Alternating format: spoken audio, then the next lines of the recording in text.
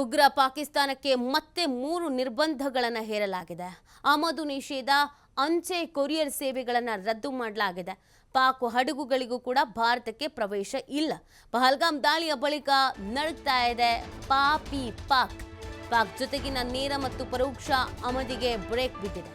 ವೈಮಾನಿಕ ಹಾಗೂ ರಸ್ತೆ ಮಾರ್ಗದ ಎಲ್ಲಾ ರೀತಿಯ ಅಂಚೆ ಪಾರ್ಸೆಲ್ ಸೇವೆಗಳು ಸಂಪೂರ್ಣವಾಗಿ ರದ್ದಾಗಿರುವುದು. ಪಾಕ್ ಹಡಗುಗಳು ಕೂಡ ಭಾರತದ ಬಂದರಿನಲ್ಲಿ ಬ್ಯಾನ್ ಮಾಡಲಾಗಿದೆ. ಸೊ ಇದೀಗ ಮತ್ತಷ್ಟು ಕಠಿಣ ನಿರ್ಧಾರಗಳನ್ನು ಪ್ರಕಟಿಸ್ತಾ ಇದೆ ಭಾರತ.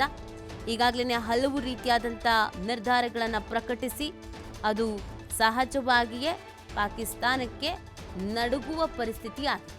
ಆ ಕಾರಣಕ್ಕಾಗಿಯೇ ಯುದ್ಧಕ್ಕೆ ಸನ್ನದ್ಧ, ಯುದ್ಧಕ್ಕೆ ನಾವು ರೆಡಿ ಅಂತ ಇದ್ದವರು ಈಗೆಲ್ಲರ ಬಳಿ ಹೋಗಿ ರಿಕ್ವೆಸ್ಟ್ ಮಾಡ್ಕೊಳ್ತಾ ಇದ್ದಾರೆ, ಯುದ್ಧ ಬೇಡ ಅಂತ ಭಾರತಕ್ಕೆ ಹೇಳಿ ಅಂತ.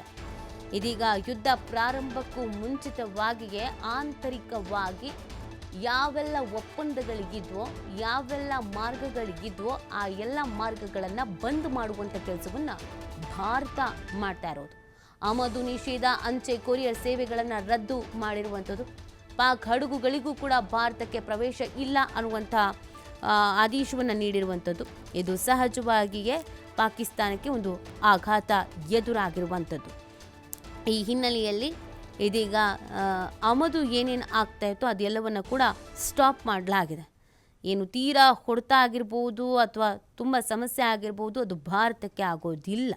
ಆದರೆ ಪಾಕಿಸ್ತಾನಕ್ಕೆ ಇದೆಲ್ಲವೂ ಕೂಡ ಆರ್ಥಿಕವಾಗಿ ಹೊಡೆತ ಬೀಳಲಿ ಇದೆ. ಇದನ್ನೆಲ್ಲ ಪಾಕಿಸ್ತಾನ ತಡೆದುಕೊಳ್ಳೋ ಕೆಪಾಸಿಟಿ ಇಲ್ಲದೇನೆ ಈಗ ರಿಕ್ವೆಸ್ಟ್ ಮಾಡುವಂಥ ರೀತಿಯಲ್ಲಿ ಎಲ್ಲ ದೇಶಗಳಿಗೂ ಕೂಡ ತಮ್ಮ ಆಪ್ತ ದೇಶಗಳು ಯಾವ್ಯಾವಿದೆ ಎಲ್ಲವಕ್ಕೂ ಕೂಡ ಸಂಧಾನ ಮಾಡಿ ಅಂತ ಕೇಳ್ಕೊಳ್ತಾ ಇರೋದು. ಈಗ ಶಾಂತಿ ಮಂತ್ರವನ್ನು ಜಪಿಸುವಂಥ ಕೆಲಸವನ್ನು ಯಾಕೆ ಮಾಡ್ತಿದ್ದಾರೆ ಅಂತಂದರೆ, ಭಾರತ ದಿಟ್ಟ ಹೆಜ್ಜೆಯನ್ನು ಇಟ್ಟಿರುವಂಥ ಹಿನ್ನೆಲೆಯಲ್ಲಿ ಕೆಲವೊಂದು ಕಠಿಣ ನಿರ್ಧಾರಗಳನ್ನು ತೆಗೆದುಕೊಳ್ತಾ ಇರುವಂಥ ಹಿನ್ನೆಲೆಯಲ್ಲಿ